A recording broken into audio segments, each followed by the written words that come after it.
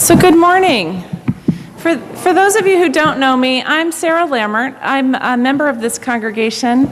I came to you all after serving for about 17 years in various Unitarian Universalist congregations as a parish minister in order to take a position at the Unitarian Universalist Association, which is our denominational headquarters up on Beacon Hill in Boston. And I see a couple of my colleagues are visiting with us this morning, Kay Montgomery and Teresa Cooley, who work with me at the UUA, so thanks for being here this morning. And it's really an honor for me to take a morning and help with sabbatical coverage for Parisa, so thank you for your welcome. Our reading this morning comes from Brad Newsham, who is a San Francisco cab driver, as well as the author of 2 round-the-world travel memoirs, All the Right Places and Take Me With You. He is also the founder of an organization called Backpack Nation, whose aim is to dispatch globe-roaming ambassadors to act as agents of peace in the world, so an extraordinary cab driver. And this piece is called One Man Down, One Species Up. I had just dropped a conventioneer from North Carolina at the Fillmore Auditorium when, on the sidewalk over to my left, I saw a white man down on his knees in obvious distress, clinging to a lamppost as if it were the mast of a sinking ship. An Asian woman was scurrying to him, looking concerned with her arm out towards him. So I quickly made a U-turn, stopped my cab 30 feet from the man, got out, lowered my wheelchair ramp, and walked over. 3 or 4 people were beside him now. A young Tibetan-looking fellow had his hand on the man's shoulder and was murmuring some things I couldn't hear. On the pavement, in the circle of lights surrounding us, I noticed 2 plastic bags of groceries from the nearby Safeway. The man, a big, tall, husky guy, appeared to be about 55 or 56, a retired logger, I imagined, who'd recently put on some weight. After a life humping a chainsaw up and down hills and jumping clear of crashing timber, he now looked beat up, bloated. His hair had gone to strands, his blue eyes were watery, and his red, puffy face was in full grimace. Through gritting teeth, he said, "If I can just get my legs straight." I gripped under his armpit. The Tibetan guy and the Asian woman and now 2 young black men and 2 more Asian women all grabbed all the other spots on this white man, and together we gave a big heave. Halfway up, the man reclaimed his own weight and the rest of us relaxed, but suddenly his legs buckled, and in spite of our quick snatches at him, he crumpled and slid back down onto the pole on both knees again. "Call ambulance," said one of the Asian women. A crowd had gathered around us, and a man thrust out a cell phone. "Telefono?" No, the white man said. "This is not as bad as it looks. It's happened before. If I can get my legs straight, it'll all be okay."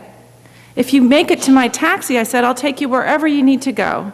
He shook his head and he pointed at the high-rise across Fillmore Street. "I live right there. I just need to get my left knee out straight." Wordlessly, the 2 black men grabbed him under his thighs and hoisted him 2 feet off the ground. The Asian women and I steadied his torso. The Tibetan guy unfolded the guy's left leg, and a skinny, long-haired white kid who'd suddenly materialized unfolded the right, and we all lowered him down onto his buttocks. Sitting up now, with his bulky legs finally stretched out in front of him on the sidewalk, he let go of the pole and he sighed. "That's a whole lot better." No one rushed him. A moment later, the man said, "If I could just stand up." Now everyone, including all the onlookers, shifted into position as effortlessly as a kaleidoscope being given a simple twist.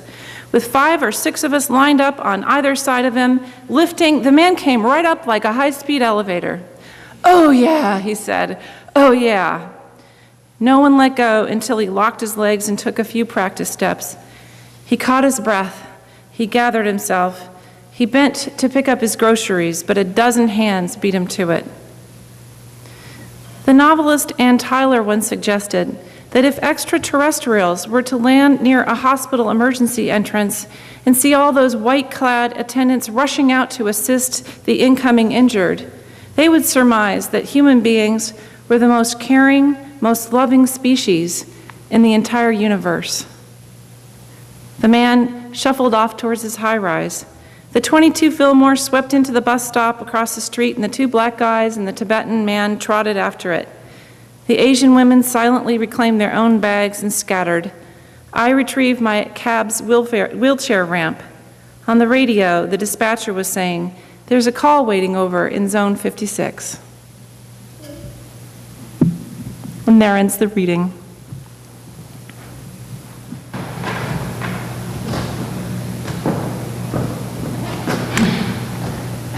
A retired colleague of mine was recently telling me about all of the Unitarian Universalist congregations he's been able to visit since he's no longer in the same pulpit each week.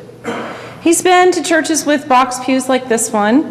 He's been to congregations that meet in rented spaces, sitting in folding chairs, and literally have to pack up all the RE materials and the hymnals into their cars and take them with them each week. He's been in congregations with lovely buildings and booming programs, and he's been in congregations whose numbers are dwindling. In each case, he said, despite the differences, he knew immediately when he walked in the door that he belonged.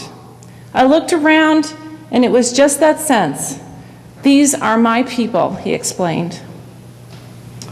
I dare say that many of us have had that feeling in a UU church, that feeling of coming home to one's people. But I have to confess to you that for me, arriving here at her first parish in July of 2010, it took a while for me to have that feeling. I was in the midst of a huge transition, having just left a parish I loved in New Jersey and trying to adjust to the role of being a layperson again after being the parish minister for so many years. My 2 teenage daughters were understandably very upset about the move. My poor husband, Andy, was just gamely trying to figure out where we should shop for groceries and who to call to do some needed repairs in our new home. I decided I needed a break from all the chaos and the unpacking, so I came over here and attended church one Sunday. And even though on that July day there weren't a lot of people in the pews, you all were lovely, welcoming me warmly. Obviously, your membership committee had been hard at work. There was a nice welcome packet in the pew, and it was easy to find ways to get involved.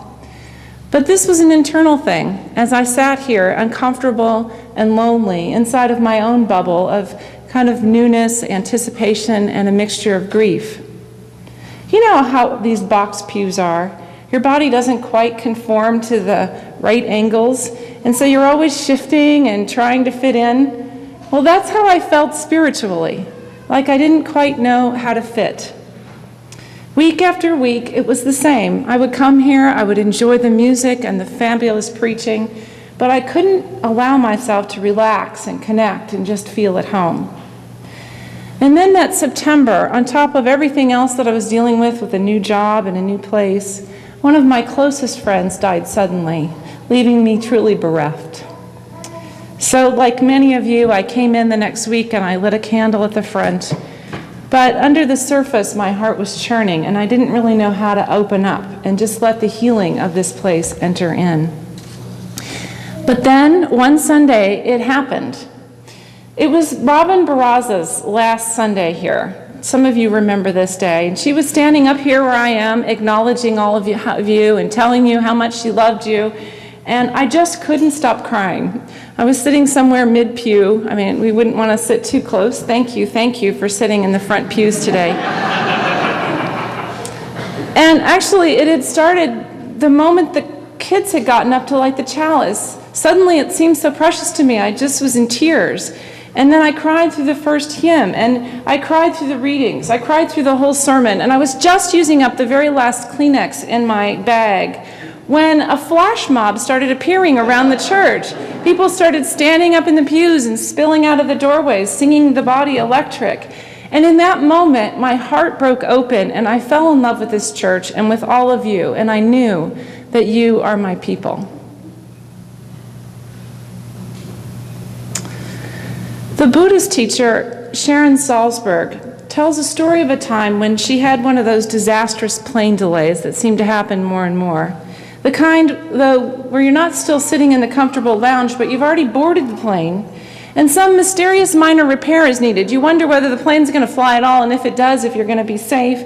And they don't want to bother taking everybody off the plane to reboard them, so they leave you sitting there, and it's getting hotter, and you're feeling anxious and cramped and uncertain. I was losing my mind sitting there on the tarmac, she said.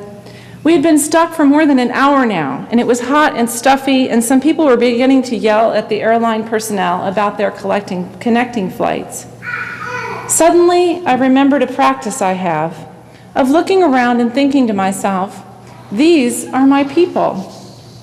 The game I play is to imagine that I am now stuck with these people for all of eternity. That these are my people, the only people I will ever have. And whenever I can bring this awareness to bear on the situation, be it on a bus or a plane or in a crowded convention center, it transforms my experience right then, there in the moment. I fall in love with these people because they are my people. And strangely, even though the game is only in my mind and in my heart, it seems to have an effect on everyone around me. Maybe it's only my perception that has shifted, but people seem calmer, more generous, more lovely, once I remember that these are my people. These are my people. Imagine for a moment putting this into practice in your own life. These are my people at Safeway, at Hannaford's, in the checkout line at Stop and Shop, in line at the RMV. These are my people at the Ashmont station, on the Red Line, or stuck in traffic on I-93. These are my people at the bus stop, at the school, at my workplace, at my home. These are my people on the Blue Hill Parkway, on Mass Avenue, and on Adams Street. These are my people in the security line at Logan, in the waiting room of the doctor, at the Starbucks, on the Commons. These are my people sitting around me today in this sanctuary hall. In fact, everywhere I go, these are my people. How might our lives change if we took on Sharon's game, her practice? Would we find ourselves more willing to open up and share what is important for us to share? Would we feel more acceptance of ourselves? Would we be more accepting of others?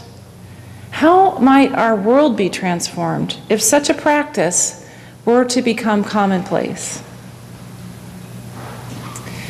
Just say that one thing I admire about this congregation is the way that its leadership is always imagining how we might broaden our circle and claim more people as our own. We've partnered with the congregation in Mattapan, we've marched for peace in Dorchester, participated in service projects in this community, and are even looking at the possibility, I understand, of sharing our building with the synagogue. Similar initiatives are actually going on at the denominational level with a new program called Congregations and Beyond, which is looking at how we can use social media more effectively to link us together, as well as how we can support the efforts of congregations like this one who want to lower their walls and become more truly multicultural and engaged with the community around them. But if we are to make any headway in all of this, we're going to have to connect these goals with a theological and spiritual purpose underneath. Why would we want spiritually to stretch ourselves and include others, to be spiritually hospitable, if you will? Well, I think for Unitarian Universalists, it's summed up in one concept. We are a people of the covenant. Now, I have to say that sounds like a lot of religious jargon, doesn't it, to say we are a people of the covenant? But what it means is that instead of building a religion around a particular belief about the nature of God, we have made a promise to each other. We've promised to each other that we will walk together in the ways of love. That's what it means to be a people of the covenant. Another way to put it is that we affirm and respect the dignity of every person, but we also understand ourselves to be part of an interconnected whole that is within and beyond ourselves.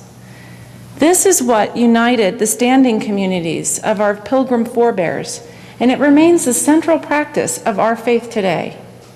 It means that we make each other our people. It means that we open up the four walls of our tent and welcome the stranger among us. It means that we risk opening our hearts even when we'd rather sit in our own bubble of grief. Open our hearts to each other and to the asking, groaning world, a world that needs you and your gifts and your love. You know, surprising things, even miraculous things, happen when our hearts and our eyes begin to open. Last year, one of our young adult members on our UUA staff, Eric Mon, traveled to Ghana as a part of a program connecting service trips to UU spirituality and values. He was disappointed, though, when he got there because his assignment was to work in a clinic where he had no medical training and he didn't feel very useful there. He was longing to find some real work that he could dig into, a place to make a real difference. When one of the staff people invited him to go home with him to his village over the weekend, there he was shocked to see that the women and children were bathing and washing their clothes and filling water containers to drink from a heavily polluted river that had a visible oil slick over the surface. His friend explained that the village had a well, but the water pipe had broken and they had no money to repair it. Eric promised that he would do something about this, and he returned to the U.S. determined to raise the funds to replace the water pipe so that these villagers would have access to clean water again. But then when he got home, he got distracted, he was hanging out with his friends, he was tired when he got home from work, and he hadn't really done anything to further the project. When he awoke one night from a terrible nightmare in which all of the children of this village had died because of his negligence. Can you imagine waking from a dream like that? He was so relieved to find that it had been, in fact, a nightmare. He wrote to his friend in Ghana the next day, emailed him, and got a list of items together needed for the repairs, as well as connected with an organization who could carry out the project, and told them all they needed was $2,500. So he began to make his fundraising plan, and then in the midst of that, his friend in Ghana was killed in a car accident. Eric was once again filled with purpose, and he decided to complete this project in the memory of his friend, raising all the needed funds in the span of a couple of days. Literally, all he had to do was tell his story, and all of us were opening up our I mean, wouldn't you, if he stood here right now, wouldn't you give him money to make this happen in this project? He made the people in a far-off village his people, and this transformed him then, and it transformed them now. Spiritually, emotionally, even in his dream life, Eric became linked to these villagers, and because he made a promise to them, he was able to create the partnerships that brought water to thirsty people and healing to his own soul. I have to say, since that time, Eric has been on fire. He's been to Haiti with the UU Service Committee. He's been to Guatemala to help build a school. And he continues at the Unitarian Universalist Association to create resources and tools that will allow other young adults to have these kind of experiences as well. Crossing literal borders is one way to enhance your circle of people and expand it. But this can also happen closer to home. One group that I've become aware of and very passionate about, including in our UU circles, is military families and veterans. Although my father is a Navy veteran, I have to say, I have not myself served in the military, nor had I given a great deal of thought to how welcoming or unwelcoming our congregations might be to military folks until recently. But in my new role at the UUA, it turns out that I have this little side job which has become quite a passion of mine. I am the endorser of military chaplains who want to serve in the Air Force or the Navy or any of the branches of the service, which means that I am their commanding officer in a sense. I'm also their pastor and their advocate, all wrapped into one. We only have 9 chaplains serving in all the branches of our military, both in active and reserve duty. And you can imagine, if you think of it, if you think of who we've been sending over to war these past 12 years, it's largely a young adult ministry that reaches well beyond the racial and class barriers that we often struggle to overcome in our own congregations. That terrible story, which has been plastered all over the newspapers and on the internet this week, of the Army sergeant who shot all of those women and children in Afghanistan last week, is a poignant reminder of what is at stake when our soldiers lose their moral centers and become spiritually and psychically empty. Yet we, as Unitarian Universalists, have largely abandoned this important arena to the Christian right, who took over the military chaplaincy when we at liberal churches abandoned it after the Vietnam War. We're beginning to increase our numbers again, but my 9 military chaplains are stretched thin on the ground indeed, trying to provide an open and welcoming approach to religion to these young men and women who often lose their faith as they struggle with the ugliness of war. And when they come home with their visible and invisible wounds, and perhaps risk stepping over the thresholds of one of our churches, will they feel appreciated and welcomed? Will they see any visible signs or hear any single word that their sacrifice has been noticed or valued, and that they might find a people here who they can call their own? Some of my chaplains had been verbally assaulted at our General Assembly by the folks I call the angry peacekeepers, who say things like, "How dare you call yourself a UU and stand here in that uniform?" And still others approach them shyly, tears in their eyes, to come out as a veteran, something they hadn't dared to do in their own UU circle for fear that they might not be accepted if people knew. Being in relationship with these chaplains has expanded in my heart in ways too innumerable to express in a short sermon today. But I'll just say that regardless of my personal agreement or disagreement with the foreign policy decisions of our nation, military people are my people now. And I thank those of you who have served our country, and I thank those of you who have children serving or other family members, and I recognize and acknowledge the sacrifice that that takes. We are a people of the covenant, dedicated to walking together in the ways of love. Are you looking for me? I am in the next seat. My shoulder is against yours. Look around you.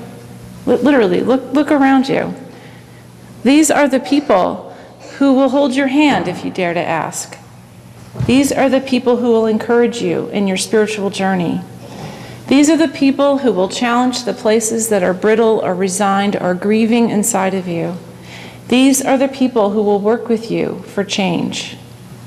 Practice it here. Make it a game. These are my people.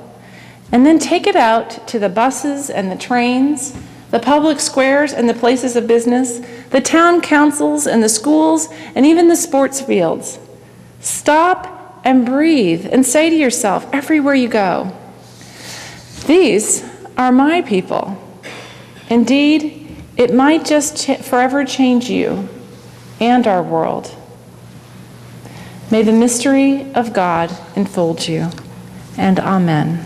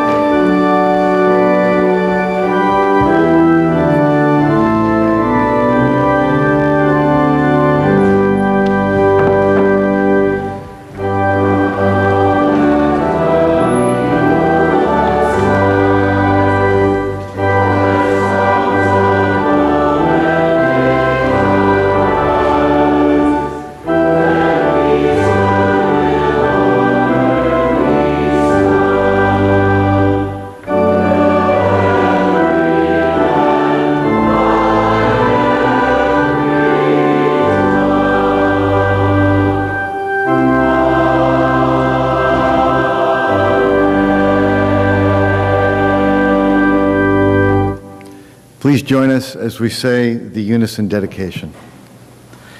May these gifts be transformed into strength for this faith community, into comfort, food, and shelter for those in need, and may we be transformed by generosity.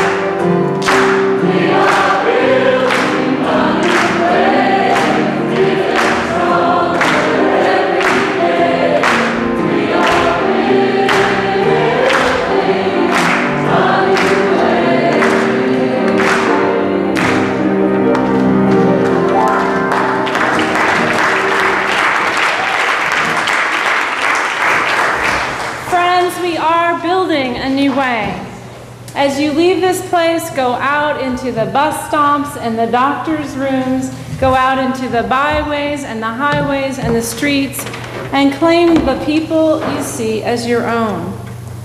May my people be your people and yours mine, until all are reconciled in the family of humanity. That is our prayer. Amen. And blessed be.